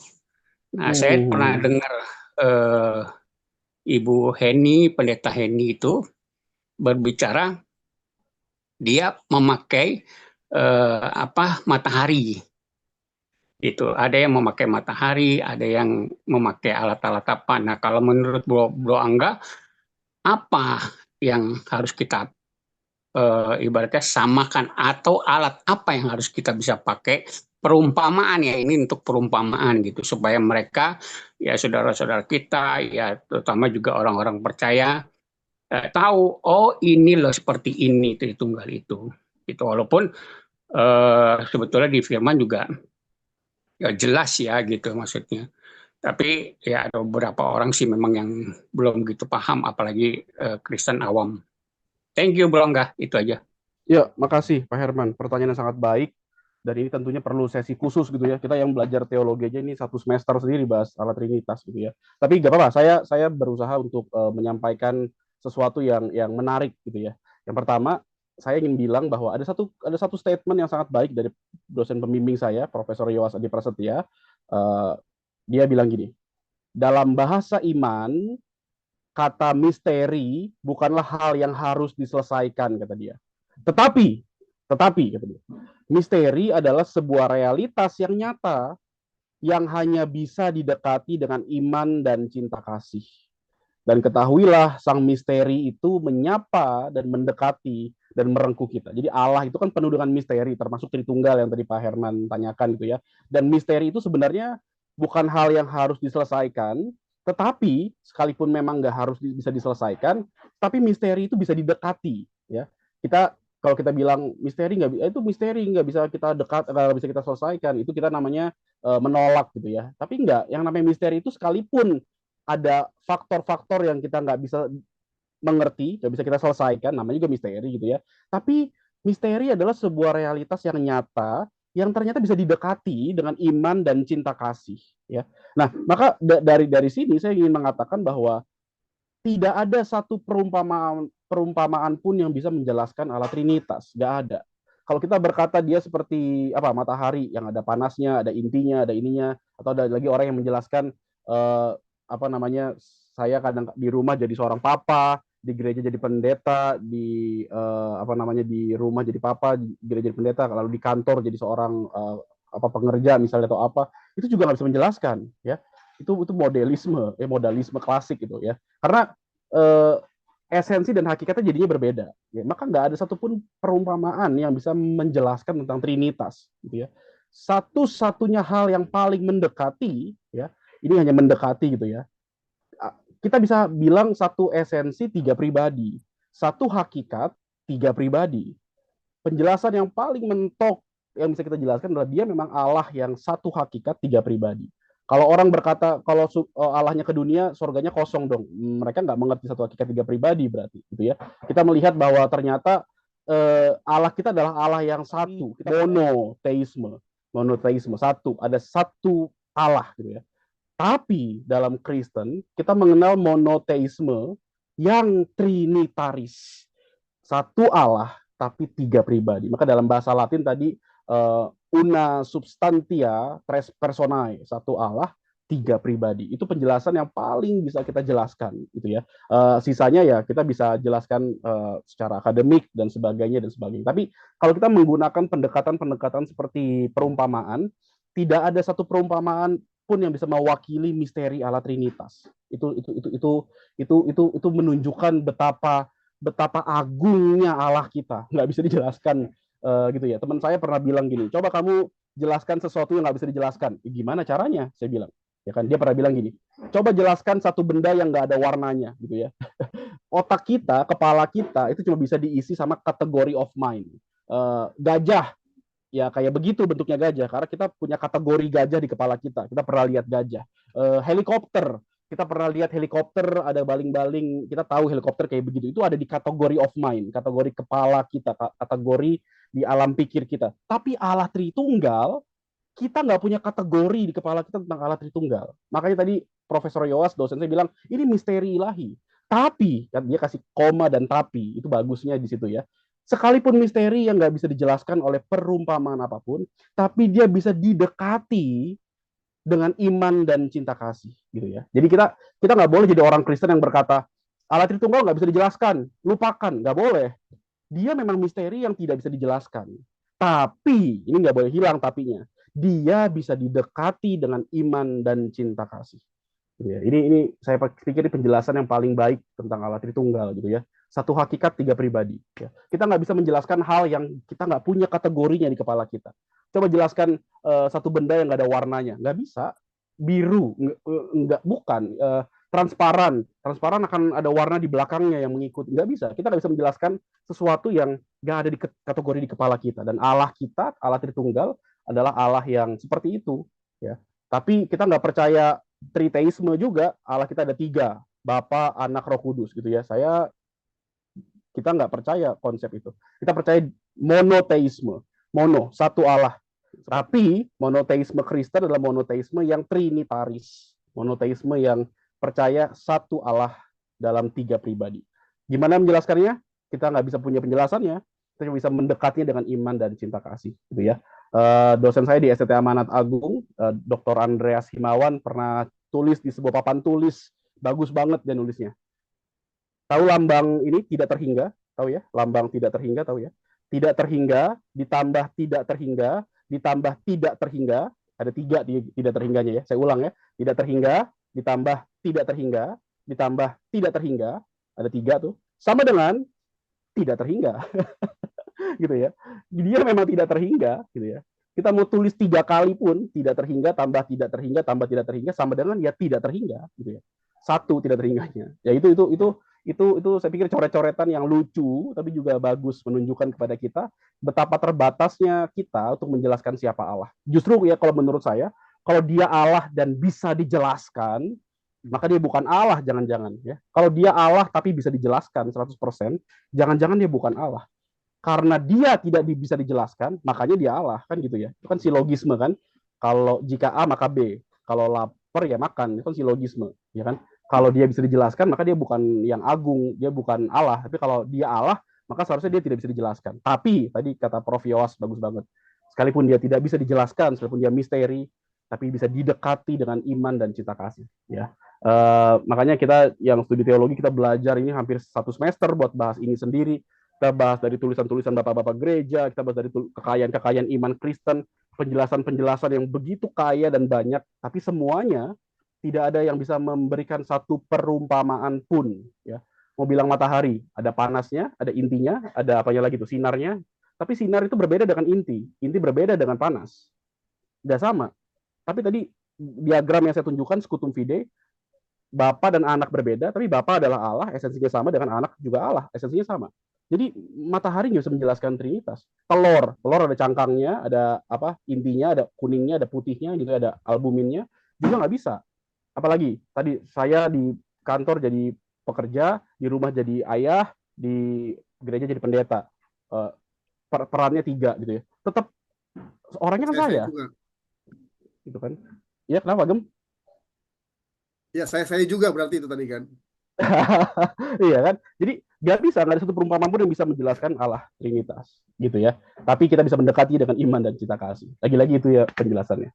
Thank you Pak Herman. Oke, Bro Angga, saya mau menambahkan sedikit ya. Oh iya, silakan Pak Gem. Saya mengambil dari statement Pak Stephen Tong ya. Jadi kalau Pak Stephen menjelaskan sesimpelnya adalah begini. Allah Trinitas itu secara substansi mereka adalah satu. Secara unsur, substansi mereka adalah satu. Tapi secara hierarki, ya secara pribadi mereka adalah beda. Di situ. Dan kita tidak akan pernah bisa memahami tentang Allah 100%. Karena otak kita yang cuma 2 kilo nggak akan bisa menangkap, memahami Allah yang begitu besar. Makanya itu butuh kasih karunia dan respon. Kalaupun kita beriman, kita percaya, itu sebenarnya kasih karunia dan kita merespon kasih karunia itu. Nah, jadi banyak pembicara-pembicara, pengajar-pengajar memberikan perumpamaan-perumpamaan yang ya tidak tepat lah. Malah cenderung menyesatkan gitu. Karena kalau dibahas lagi tadi Bro Angga bilang, matahari pun juga itu kan ada unsur-unsur yang berbeda gitu kan. Nah, di situ. Jadi ya pesan saya kepada jemaat untuk teruslah belajar, teruslah merespon ya dengan kita belajar dan ya beriman kepada Tuhan. Itu sih dari saya. Thank you. Mantap. Thank you Pak Gem tambahannya. Kayak Pak Gem mesti bikin seminar ala Tritunggal nih, 5 sesi kali ya. Nah, ini Kak Trivena pembicaranya ini, master kita ini Kak sekarang nih. Soalnya Pak Sigor pernah singgung, soalnya Pak Sigor juga pernah singgung. Oh iya, pernah ya. Iya, kan? iya. Dan Pak Sigor juga pernah menawarkan untuk, ayo kita bahas tentang Tritunggal. Tapi memang itu berseri. Oh iya, iya. Di situ. Tapi ini ya butuh komitmen nih. Kenapa? Karena begitu nanti ikut lewat satu, wah buyar nanti nih. Di situ. Oke. Dulu kan pernah diadakan tuh Pak Gem sama Pak Sigor ya. Iya, iya. Tapi itu juga sebenarnya belum sepenuhnya karena itu tadi kami pun juga di kelas belajar Tritunggal itu ya benar 1 semester berulang-ulang gitu loh.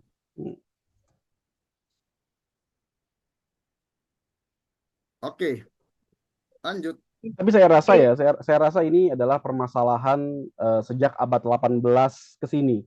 Kan abad 18 kan masa modernisme kan, pencerahan Aufklärung ya kan, sampai ke sini masuk modernisme, lalu kita pasca modern sekarang.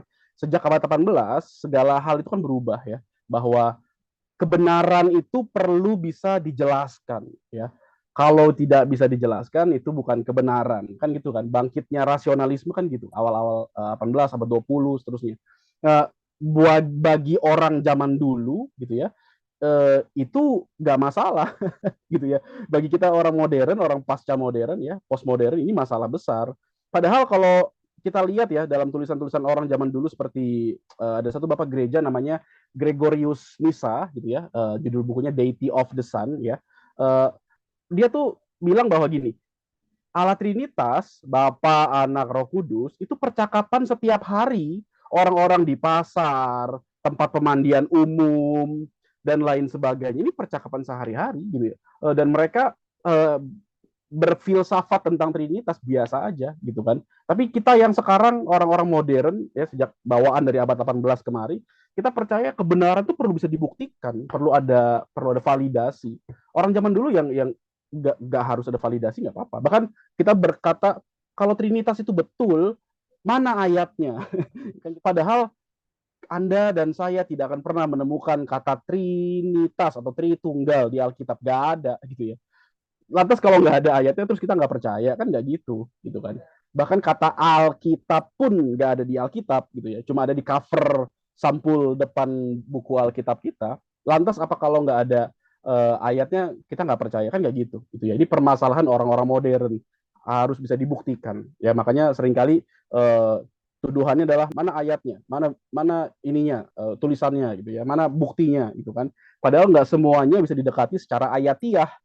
Kita akan jadi orang Kristen yang sangat berbahaya kalau kita mendekati segala sesuatu secara ayatiah. Karena yang benar harusnya kita mendekati segala sesuatu secara alkitabiah, bukan ayatiah. Alkitabiah itu berarti kita melihat seluruh sejarah keselamatan dari Kejadian sampai Wahyu, apa yang Alkitab katakan tentang penciptaan, apa yang Alkitab katakan tentang kekudusan, tentang siapa Allah yang menyelamatkan, itu kan Alkitabiah gitu. Makanya kita kalau studi teologi belajar teologi sistematika 1 sampai 6 gitu ya. Itu kan konsep Alkitabiah yang saling terangkai satu dengan yang lain. Kita harus melihat segala sesuatu jangan secara ayatiah, karena sangat berbahaya kalau ayatiah. Tapi dekatilah secara Alkitabiah, bukan ayatiah. Ini kalimat yang saya pikir cukup bagus untuk kita renungkan gitu ya. Trinitas, mana ayatnya? Nggak ada. Ya emang nggak ada di Alkitab. Anda nggak akan temukan. Kata Alkitab pun nggak ada di Alkitab kita. Cuma di sampul depan kan. Tapi apa kita nggak percaya Alkitab? Kan nggak gitu kan. Nah ini menjadi hal yang berbahaya kalau kita selalu mendekati secara ayatiah. Nah ini intermezzo aja. Thank you. Ya, Pak Herman, kalau untuk mengingatkan bahwa untuk Trinitas sendiri kita udah di tahun pertama PA kita, di tahun 2022. Ada rekamannya, Kak Vena? Kenapa? Direkam kah? Kita udah 3 tahun. Oh nggak, setiap PA direkam atau? Setiap direkam, cuma kan karena YouTube kita di take down, jadi yang itu hilang. Ya. Tapi itu ada, kita sudah bahas, kita membahas doktrin-doktrin utama dari GWI. Itu terus. Memang Trinitas ini adalah percakapan sepanjang masa ya Bro Angga ya. Iya, dan selalu baru. Kita Ya, selalu justru percakapan terbarunya sekarang Trinitas dan gini, di mana tempat agama-agama lain di dalam Trinitas? Wah, itu menarik gitu ya. Di mana tempat agama-agama lain dalam Trinitas? Itu percakapannya sekarang udah menuju ke sana lagi gitu. Bukan lagi soal isi doktrinnya atau apa, tapi bagaimana Trinitas bisa dipercakapkan dengan agama-agama lain. Itu juga salah satu diskursus yang cukup modern tentang diskusi Trinitas pada masa kini gitu. memang benar tadi kata Bro Angga bahwa kita nggak bisa membuat perumpamaan tentang Trinitas itu sendiri karena kita nggak bisa menjelaskan apa yang belum kita lihat, apa yang belum kita 100% pahami. Dan kalau memang kita bisa 100% memahami Allah, berarti dia bukan Allah. Karena kita hanya bisa memahami sejauh apa yang diberikan kepada kita atau yang kita temukan dalam pikiran kita. Nah, kalau kita bisa menjelaskan sampai 100% Allah, berarti kita lebih tinggi daripada Allah. Nah, karena Allah kita sendiri. Berarti dia bukan Allah gitu ya? Iya, dia bukan Allah. Berarti kita sama dengan Allah. Jadi Allah kalau sama kita dengan kita. menjelaskan tentang Allah, berarti dia benar-benar Allah.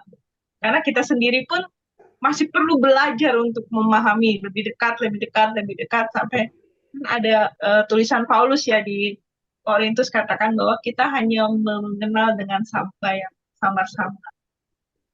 Iya. Tapi sayangnya banyak orang gara-gara argumentasi itu banyak orang berpikir berarti lu nggak bisa jelasin iman yang lu percaya dong gitu kan.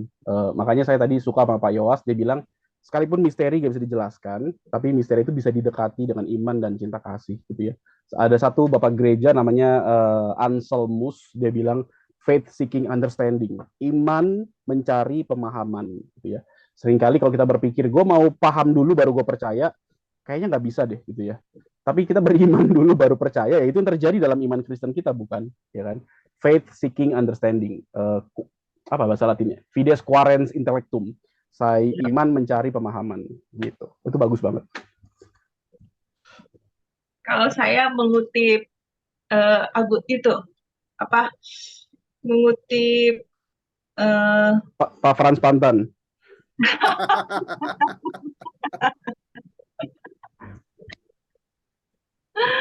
Saya mengutip yang penulis buku Summa Theology. Dia mengatakan bahwa kita menjelaskan hewan dengan kata spesies untuk hewan. Dan kita menggunakan kata pribadi untuk manusia. Karena manusia memiliki pribadi. Tapi untuk Allah kita nggak bisa menggunakan kata pribadi. Kita menggunakan kata seperti yang Athanasius katakan homo, yang tadi dikatakan oleh Bro Angga, homo ousios, yang artinya hakikat yang sama. Karena itulah perbedaan antara manusia dan Allah, sehingga kita nggak bisa menjelaskan. Kalau ingin bertanya di tema-tema sekitar Trinitas, bersedia kan ya Bro Angga? Atau tentang tadi 100% manusia, 100% Allah yang ya kan memang Bro Angga ya, banyak orang yang diperdebatkan di kalangan teologi adalah ketika Yesus jadi Allah, jadi pribadi Yesus, apakah surga kosong gitu? Banyak yang ditanyakan seperti itu kan ya Bro Angga. Benar. Jadi banyak orang bertanya, oh ketika Allah jadi manusia ada di bumi ini, surganya kosong. Keadaan di surga. Gitu. Kadang itu ada pertanyaan yang sering muncul, gitu kan. Yang sering banyak ditanyakan gitu tentang keberadaan Allah. Tadi kan sudah dijawab dengan Bro Angga bahwa dia homoousios, berarti dia satu hakikat. Berarti dia juga 100% Allah, 100% manusia. Jadi di saat dia jadi manusia, dia juga di waktu yang bersamaan adalah Allah. Dan kealahannya tidak pernah meninggalkan keadaannya sebagai manusia. Dan juga kemanusiaannya tetap ada bersamaan, di saat bersamaan ketika kealahan itu. Jadi memang itu adalah hal yang luar biasa. Mantap nih, udah bisa jadi dosen di Petamburan ini. Nah, Karena bicara surga deh, Bro Angga. Iya, Pak Bicara Gem. surga ya kan. Ya, Hmm. dari beberapa sumber termasuk Pak Asigor sendiri pernah berkata, nah pertanyaan seperti waktu Yesus jadi manusia berarti surga kosong dong. Hmm. Karena seringkali kita ini terjebak dengan pemikiran bahwa surga itu adalah suatu tempat fisik itu. Sehingga orang berpikir seperti kalau misalkan orang meninggalkan rumah. Jadi ketika Tuhan meninggalkan sorga atau Tuhan turun ke bumi, berarti Tuhan meninggalkan rumahnya, tempat tinggalnya gitu. Padahal sorga ya sebetulnya itu bukan suatu tempat yang physically gitu loh. Ya kita belum mengerti tahu tentang sorga sepenuhnya karena ya cuman Yesus kan yang dari sorga turun ke bumi dan naik lagi sorga lagi kan, nggak ada satupun ya kan. Ya sekalipun ada hamba Tuhan yang mengaku naik turun surga juga itu kan nggak bisa dibuktikan gitu kan. Nah Iya, seperti itu. iya. Nah menurut Bro Angga bagaimana? Ya, lagi-lagi saya melihat bahwa cara kita membaca Alkitab seringkali juga dipenuhi dengan gagasan dari agama lain ya. Ya Karena gimana pun, imajinasi kita sendiri juga gitu. iya, kita memandang surga itu sebagai lokus tempat secara spasial. Ya. Padahal kita nggak menemukan konsep itu di dalam Alkitab gitu ya.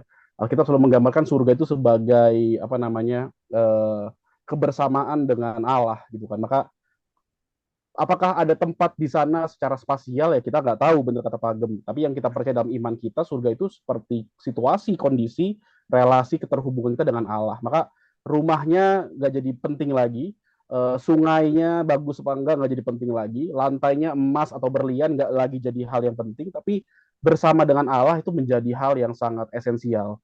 Justru kalau kita fokus surga hanya sebatas lantai emas, rumah besar, saya rasa kita bukannya suka sama Allahnya, tapi suka sama lagi-lagi materinya. Gak ada bedanya kita di dunia ini, dan saya pikir itu bukan surga yang dirindukan gitu ya. Itu bukan surga yang Alkitab maksud gitu ya. Tapi apakah nanti bentuknya spasial atau enggak itu kan misteri.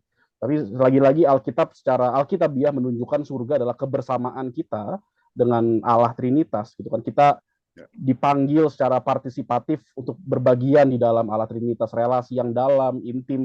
Itu surga kita gitu ya.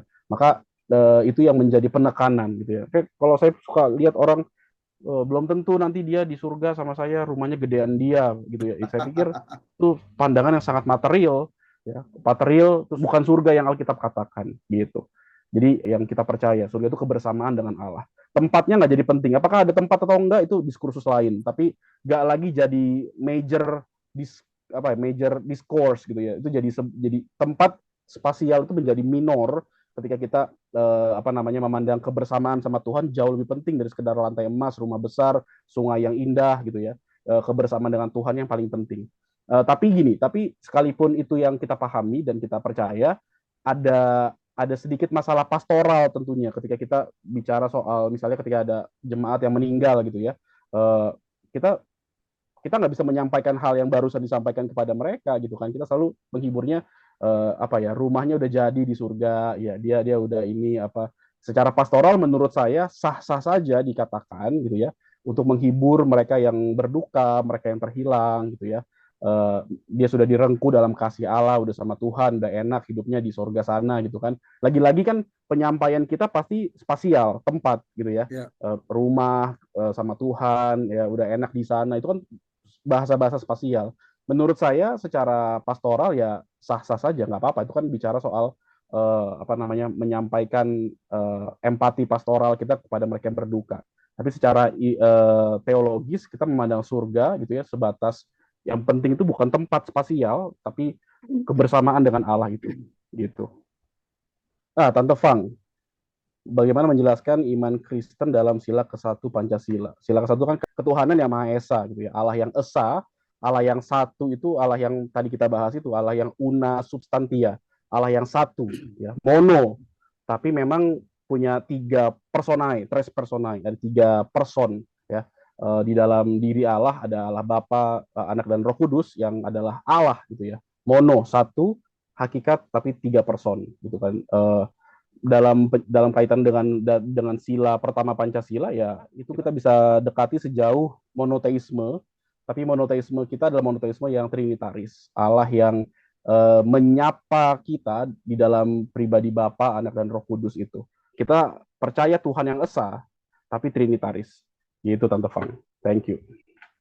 Dan kalau mau nanya langsung ke Kak Vena saja, yang pakar ini, muridnya Pak Frans Pantan. Oh iya, dosen pembimbing saya itu. Waduh. Tadi mendengarkan pertanyaan tentang keesaan, jadi mengingat ini Bro Angga. Jadi zaman sekarang ini yang lagi ngetren ini banyak pakar teologi sedang membahas tentang toleransi, banyak disertasi-disertasi yang sedang membahas tentang toleransi beragama. Yes. Agam ada yang ditambahkan? Mau ditambahkan lagi? Ya, saya sedikit menyampaikan pesan yang saya dapatkan ketika saya mengikuti pastor gathering ya, PGPI itu. Oh kemarin ya Pak Gem ya? Ya, kemarin itu pesannya bagus sekali. Ya satu saja yang saya sampaikan, memang kita ini terutama orang-orang Pentakosta, apalagi karismatik, itu seringkali mengajar tidak tepat, gitu, tidak tepat. Persiapan khotbah sedikit, tapi khotbahnya banyak, gitu, panjang. Nah, terus kemudian setelah khotbah turun baru tahu, aduh tadi kayaknya saya salah khotbah lah, gitu. Tidak dibenerin, hanya ya udah berdoalah, berserah biar Roh Kudus yang akan membenarkan di otak masing-masing, di pikiran masing-masing jemaat gitu. Jadi kita ini ya sekalipun Pentakosta tetap harus biblika, tetap harus kita belajar, tetap harus kita memakai ya hermeneutik ya, untuk kita bisa menafsir dengan baik ya, teks, konteks, sejarah gitu. Jadi semua pengajar, pengkhotbah dihimbau lah, sangat dihimbau untuk benar-benar mempelajari Alkitab dengan baik dan benar-benar mengikuti pengajaran-pengajaran yang bisa dipertanggungjawabkan lah. Karena sekarang banyak pengajaran di YouTube itu yang ya tidak bisa bertanggungjawabkan, karena ya istilahnya yang mengajar pun juga bukan orang-orang yang S1, S2, S3 teologi gitu kan. Kemudian sosokan ngajar teologi gitu kan, akhirnya salah gitu. Makanya kenapa saya juga nggak berani untuk mengajar di PA ini, karena saya kan S1 teologi tapi S2 pastoral. Kecuali bicara pastoral, saya yakin gitu kan, lebih berani lah seperti itu. Oke, itu aja dari saya. Mungkin bisa ditutup kalau memang tidak ada pertanyaan lagi. Oke, Pak Gem. Ya Bapak Ibu dan saudara sekalian, kalau tidak ada pertanyaan lagi, kita akan tutup. Kita akan bertemu di PA kita yang terakhir di tahun ini. Kita akan bahas di bagian terakhir dari Injil Yohanes. Nanti pembicaranya kita yang baru, belum pernah mengajar di PA ini. Jadi wajah baru. Jadi nantikan wajah baru, tapi memiliki kemampuan yang baik dalam berteologi. Pak Bun ya, bukan? Ya, yang rekomendasi dari Pak Gem. Oh ya udah, oke, sip. Karena kan, jadi nanti kan Bapak Ibu dan saudara sekalian, kita akan menutup Injil Yohanes pada bulan depan. Terima kasih Bro Angga untuk malam ini, untuk pembukaan pengetahuannya buat kami semua yang cukup luar biasa. Dan untuk informasinya, nanti pembicara PA di bulan sebelumnya ini sahabat baiknya Bro Angga. Oh ya. Oh ya. Sebelumnya. Pinky ya. Bahas Yohanes 18. Supaya info. Bapak Ibu dan sekarang kita akan tutup di dalam doa. Terima kasih Tuhan, terima kasih untuk pengetahuan yang kami dapatkan pada malam hari ini. Biarlah Tuhan pengetahuan ini dapat kami pergunakan, kami pakai Tuhan untuk berkhotbah, di komunitas kami, baik itu di kelompok sel kami, baik itu di hadapan jemaat, maupun juga untuk di persekutuan-persekutuan yang kami layani ya Bapak. Biarlah Tuhan kami mempertanggungjawabkan apa yang kami sampaikan Tuhan. Karena itu kami mau belajar Tuhan. Dan biarlah pengetahuan ini boleh kami kembangkan Tuhan. Karena kami tahu Roh Kudus tetap bekerja. Menyempurnakan apa yang sudah kami dengar dan kami pelajari. Terima kasih Tuhan, berkatilah Bro Angga Tuhan, berkati pelayanannya sebagai seorang gembala yang untuk jemaat yang digembalakan Tuhan, Kau pergunakan Tuhan, Kau perlengkapi Tuhan, makin lagi Tuhan, yang terbaik yang Kau berikan Tuhan agar Bro Angga diperlengkapi sebagai seorang gembala yang baik Tuhan dan juga diperlukan oleh jemaat-jemaatnya.